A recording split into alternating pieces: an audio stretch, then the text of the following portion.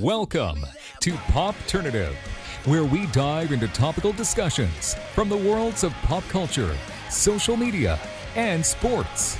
Here is your host, Peter Remoliotis, aka PD Beats. PD Beats here from Popternative. We do Katherine McNamara about Walker Independence coming to the CW. Thank you so much for your time. Oh, thank you for being here. Thank you for having me. It's pretty cool. First thing that kind of comes to mind with this is, what, like stuff in like the Western genre has always been around. I loved watching a lot of it growing up. There's a big appetite for it, I feel like, specifically the last like couple of years. Like, I feel like it's really big right now. What's it like working in the genre, knowing that like there is a big appeal for a lot of that content right now specifically? Oh, it's extremely exciting, especially given the fact that, there is so much excitement around the genre currently, but also because we are taking the opportunity to reinvent the wagon wheel, as it were, and hopefully bring a new perspective and a new lens to the Western and to hopefully what is a more historically accurate version of what the West actually was. What is your mindset kind of going back in time with any project, but maybe specifically with this one? Do you think aesthetic right away? Do you think just how these characters are going to interact? Like, what comes to your mind when you're like doing a show like where you're going back in time? I'm curious about that. Well, I mean, first of all, one of the first conversations I had with our director of our pilot and our first 3 episodes, actually, Larry Tang, he had all these paintings and all these images and colors, and it wasn't the sepia tone Western that we're used to seeing. And so suddenly I went, oh, this is something new. This is different. This is a new take, and something that's bringing really the richness and the warmth and the color and the fire that is the West, and is what excites us when we get to see one of these things.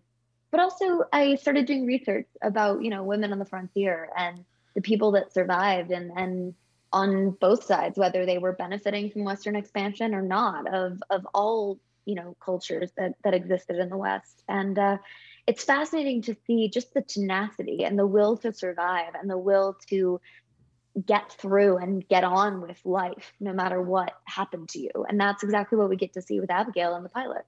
Absolutely. It's interesting because you look at a lot of the past projects you've worked on, your characters, but also other characters in the shows. A lot of characters kind of find themselves, figure out their purpose, their goals, and their motives throughout the season. With your character right away, like, we know what's going on. We know her motives and everything. Is that interesting too? Like, refreshing compared to other situations where the characters trying to find themselves, where we know exactly what's going on after episode 1? Well, we don't know that. Because in Independence, no one is who they seem, and everyone's running from something. Yeah. And so while it might seem as though you know where Abby's going and what she's doing and who she is, you may not. Yeah. And as the series continues, she is forced to confront not only her own past and why she can't go back to Boston, also who her husband actually was and what he's been up to and why they were going out to the West, but also all of these characters that you meet.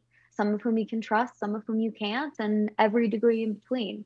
So it makes for a really fascinating turn of events as you kind of peel back these layers of all of these people and all these character relationships to find out why and what and who they really are.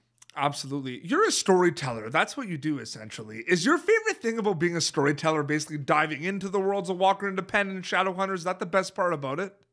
Oh, 100%.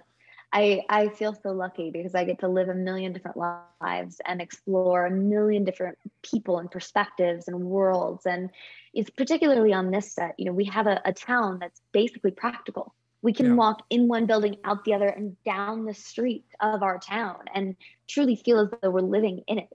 And that, I think, is something that, we're out in the dust and the wind and the desert and the rain and probably the snow in a couple of months. And that's so much fun. Those are the moments I live for, is where you actually get to throw all of yourself into something and go, all right, I'm literally putting blood, sweat, and tears into this show, and we're gonna see what happens.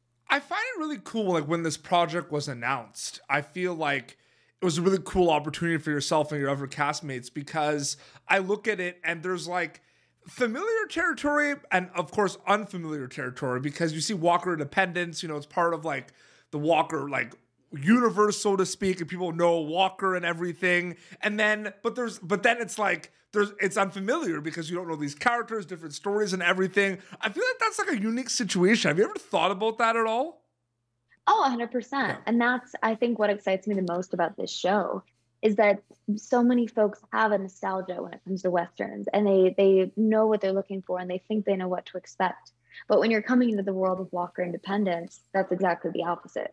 And we're turning the tables on what people expect from a Western and bringing new life to a genre that is so beloved. And hopefully, no matter what generation you're from or what genre you love or whatever it is, you'll fall in love with the town of Independence as much as we have. Absolutely. Katherine, thank you so much for taking some time to chat about Walker Independence. It was great chatting with you. My pleasure. Thank you. Premiering Thursday on the CW, I believe. Absolutely. Thursday, Walker Nights. And you, like, for people to keep up to date, you have social media, right? Instagram, I think, is the best place for them to go, right? I am Kat_McNamara on Twitter and Kat.McNamara on Instagram. So I'm sure if they just put Kat McNamara, they'll find it too. I probably at this point. I don't know anymore. Who knows? This has been Popternative, youtube.com/Popternative for previous episodes. Till next time, this is Katherine McNamara. We can catch in Walker Independence, coming to the CW, and PD Beats, signing off. Thank you for tuning in to Popternative. Make sure to check out our past episodes of Popternative on YouTube. Be sure to like Popternative on Facebook and follow us on Twitter. This has been an Autograph Communications production.